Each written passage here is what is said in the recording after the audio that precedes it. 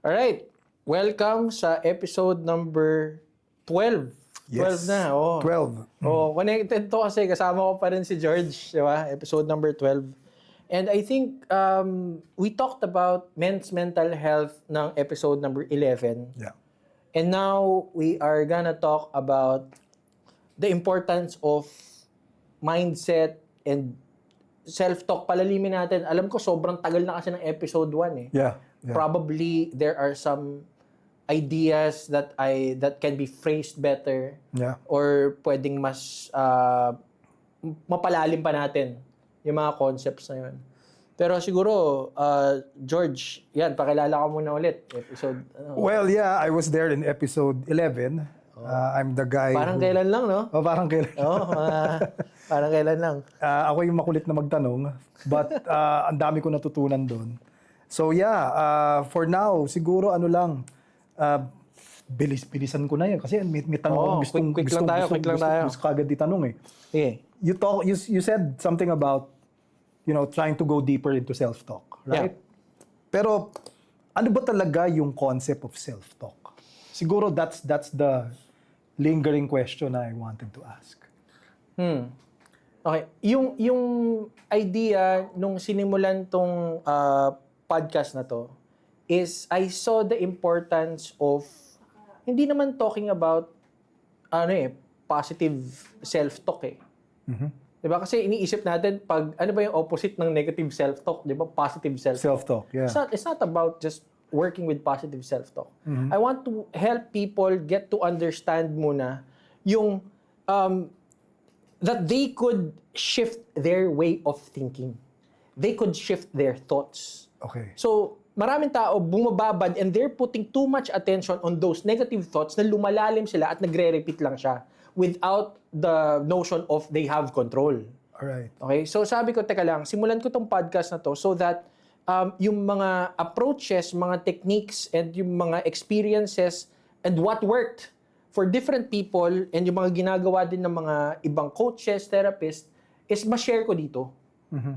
And ako yun yung idea behind this podcast ng self-talk. So, it's not just about the importance of working with your self-talk eh. It's about changing the narrative and gaining more control. Okay. Oh, yun yung sa podcast. Pero kung ang tanong mo sa akin, syempre, is paano ba natin aayusin yung self-talk natin? There are a lot of ways to work with it. Okay. Oh. Top of mind ko dito with working with self-talk is to identify first what the self-talk is. Naturally. Oo. Most of the self-talk can be very, very neutral. What's an example of that one? Kunwari, minsan pag sinabi mong, give me a negative self-talk, pag brinand mo siya na negative self-talk, tell me, ano yung naiisip mo? Pag negative yung self-talk, probably I'm not good enough or hindi ko kaya to. Hindi ko kaya to, okay. So, if you frame it, isipin mo na neutral siya nung lumalabas. Same words, pero I want you to remove the emotion connected to it. Ginagawa ko to? Or gagawin ko to? Napansin mo yung statement ko? I want you to remove and strip down the emotions connected To it, yeah. Isn't it just words? It is. It is. So ano yung nagpapa-negative dun sa Words which translate into your thinking. and nako-connectahan ng emotions? Emotion. So kung words lang siya, titignan mo siya, pwedeng wala siyang meaning sa'yo. Exactly. So pwede ba nating sabihin na yung self-talk talaga, I mean, if we go deeper, para rin siyang yung root cause. Pwede. Root cause nung thoughts mo. Pwede. Ako, pumapasok sa isip ko, kung naglalaro ako, sabihin ko, ay, bobo ko naman dyan. Diba? Again, if you get to repeat and repeat it, it embeds. Okay. Ibang usapan din yon if you believe it. Ito meron ako, i-challenge ko lang. So what if you did not believe it? Nasabi mo, pero you did not believe it. It changes the narrative. But what if, yun na nga eh, you may have a point there, but what if, for example, the results show otherwise? So for example, let's say basketball. Okay, sige. Athletes. Let's go to athletes, no. You're trying to learn the basketball shooting. Okay. And then lumalabas hindi ka nakaka-score. Okay. So hindi ka nakaka-score, hindi ka nakaka-shoot ng bola. Kahit ilang beses mo na ginagawa, banu ka pa rin. 'Di ba? Parang ginagawa mo, banu ka pa rin. And then all of a sudden, you have this self-talk that says, pare, hindi naman ako ganun kagaling shumot eh. Okay, the form na yung belief. Yeah. Because of what happened. What the result was. Okay, so how do you pretty much address that? So, imagine mo, you believe that, tapos nag-quit ka. Kesa sa, you believe that, but you now shifted to a thinking na progressive that, okay, possible na hindi ko to ma-shoot ngayon, pero, pag tinuloy ko to, Mas gagaling ako. baka mas ma-shoot ko siya in the next runs ko. Baka meron akong ginagawang mali doon sa technique. What if mabago ko siya pag tinuloy ko tong practice ko? Kaya nga pala ako nagpa-practice ngayon para ako gumaling. Correct. Nakita mo yung difference? Yeah. Ay, ano? So, yung karamihan, kinain na nung ayoko na, I quit. Yeah. Pero, Or hindi para sa akin to.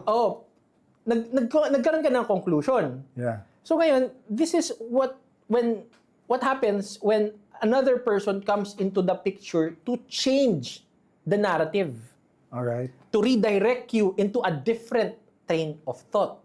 Okay. Tama? So, same example. Yeah. Shoot ka ng shoot. Oh, hindi pumapasok. 2 weeks ka na. 2 weeks ka na. Naglalaro ka, shoot mo, hindi talaga. Hindi talaga pumapasok eh. Hindi talaga pumapasok eh. Okay. So ngayon, bigla may lumapit na tao na talagang naglalaro. Boy, ganito kaya gawin mo. Hop. Tinuruan ka ng form. Yan. Tinuruan ka na ng approach, tinuruan ka na ng pwesto, at pinag-practice ka na i-practice mo yung kamay mo. Same with sword, mga sword, di ba nakikita natin mga samurai pag nagtitraining sa mga movies, talagang araw-araw, yung ganun sila, to fix the form, bago yun na nun. Baka kasi, kaya, bano, is yours starting, hindi pa naayos yung mga programming, yung muscles mo, yung vessel, hindi pa ready doon sa skill. Tama. Yeah. So it's a vessel issue. Yeah. Tama. Then may tumulong. May nag-redirect ng thinking. Correct. Ngayon natuto ka na nung tamang form. Consciously iniba mo. Okay. So banu pa rin ba? Pwedeng oo, pwedeng hindi. Pwedeng oo, pwedeng hindi. Nag-change na. So ngayon nakakapag-build ka na ngayon ng validation. Yeah. Kasi na-validate na hindi mo ma-shoot. Ngayon, paano pag na-shoot mo? Yun. Tama? Ano yung na-validate? Iba na. So iba na. Ibig Iba sabihin, na. Ay, kaya pala. Kaya pala. Okay. Kasi may nag-push. So, yun yung nakikita ko sa industry ng coaching and therapy or just being a good friend. Yeah. Sometimes we just allow our friends or our family members to just go down that rabbit hole without exposing them to different things or changing the narrative. Very interesting point because what if the person is stuck in that rabbit hole and no one comes along to help that person? Yun yung challenge, bro. Yan. Kasi di ba, katulad nun, kunyari, sabi mo nga, yung lumapit, nagkusa, nagsabi na, pare, ganito kaya gawin mo. Okay. Paano kung kunyari, yung lumapit at nagsabi, pare, banu ka talaga eh. Ayun. Yan. Kaya ka nandito sa show na to. To be able to get those options. Now, your episode 4, yung sinabi ko kanina, you choose what influences you eh. You gain the power back. Yeah. You understand what influences you. You're probably there listening to this podcast and watching this right now because you want to be influenced with a different approach. Or a much more effective approach. I'm not saying that this is a much more effective approach, but it could be. It could be. But diba? at least it's better than somebody telling you banu So ka. kung oo. So yun yung sinasabi kong expose yourself to higher chances na magawa mo yung action. One thing I learned from one of my good friends is if you want to run, put your running shoes in front of the door. Yeah. Kung lalakad ka tapos hindi, alam mo yun, dahil nakikita mo yun, yung sapatos na nandun malapit sa pintuan, tumataas yung chances na kunin mo yung sapatos na yun at tumakbo ka or lumabas ka. Pero kung wala yung sapatos doon, 0 chances ka pa rin. Yeah. There's a program, although I know it's a different group.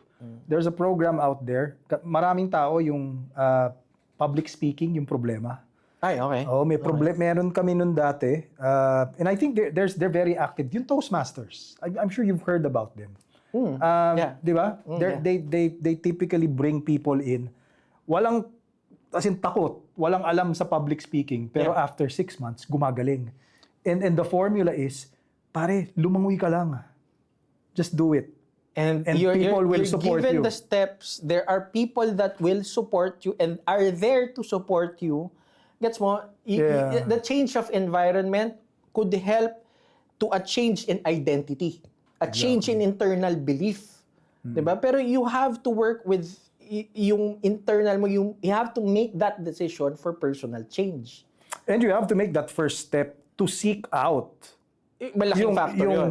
Yung options. Kasi if you don't, and you you still remain in that rabbit hole, chances are you will stay there. Yeah. Kaya yung tanong mo kanina, ano natin, tuldukan natin yung tanong mo kanina, paano kung walang mag-guide sa'yo? Paano kung walang magtulak sa'yo doon sa path na yon?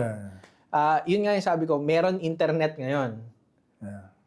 Now, you could search for podcasts, you could search for YouTubes, you could search for TikToks already, and Facebook. Expose yourself to that content that could lead you to the change that you want.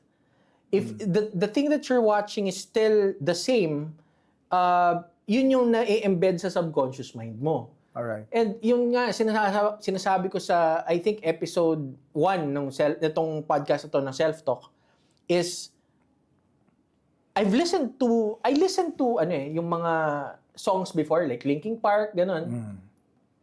Have you really checked the lyrics? They're all negative, right? Hindi naman all. Hindi naman all, but a lot of them. I've given up, di ba? And if you get to repeat and repeat it, and even if you're singing it, you're putting to yourself in that I've space. given up, di ba? I'm suffocating, I'm so numb inside, di ba? Di ba? Ganun. So, you get the understanding of that, tapos nakinig ka ngayon ng Make Yourself ng Incubus. Which is different. Di ba? Iba na yun. Talaga parang, nakinig ka ng Rage Against the Machine. Di ba? I'm not gonna fucking do what you told me. Di ba? Diba? So, gets mo, iba yung self-talk when you listen. Kaya, ngayon, puro instrumental, brown noise, so that it's neutral? Jazz. Yun yung pinapakinggan ko. Para walang programming. Walang programming. But you can still say, I mean, ako, from my perspective, because ako, I listen to punk rock. Ako, yan. Punk rock, metal, emo, trash, diba? Trash, metal. Hardcore. Minsan pero, yung mga pero I can... wala ka na maintindihan. Basta, pero I can still remain neutral by just switching to more instrumental variants. Tama ba? Ako, yun yung sa akin. That works for you. Yeah, because nung bata ako, ang naging focus ko was I listen, then I sleep. So ngayon na naiintindihan ko tong mga programming na to, while I am sleeping, I'm programmed by the songs. Na nagsasalita pa. Right? Now na mas naiintindihan ko na siya, teka lang, mali pa yung ginawa ko nun. Kaya wala nung mga panahon na yon, yung mindset ko was very, very, because the suggestions that I'm influencing myself, the things that I've been influencing myself is negative. But, I mean, just to be clear about it. Or not useful. Ayoko sabihin negative, not useful. Going back to the self-talk thing, just that side question on that one. Pero I can still choose my music, right? You can still choose your music. Well, I'm just saying, be mindful of what you could be consume. embedded subconsciously. Yeah. Kasi ako pinapakinggan ko pa rin si Linkin Park. Oo nga. Masarap naman kantahin at pakinggan talaga. Meteora. Ganun, diba? di ba?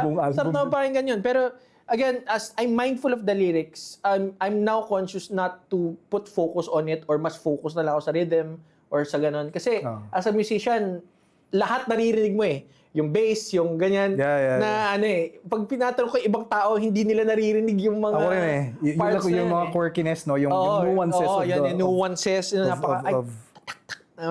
Napakaliit na ganun, pero dinig mo siya eh. So, ngayon, doon na ako nagpa-focus rather than the lyrics. Kung sa bagay, totoo yun. It's like, kunyari, Red Hot Chili Peppers, di ba? Pakinggan mo yung bassline ni Flea. Ang galing, Yun yung galing. malupit, di ba? Galing, So, galing. yeah. Okay, so, I think for this quick episode, yung, to wrap it up, importance lang ng mental programming. Yeah. Be more aware of it, and as you become more aware of it, you gain more control. Awareness leads to control. Yun yung sa akin.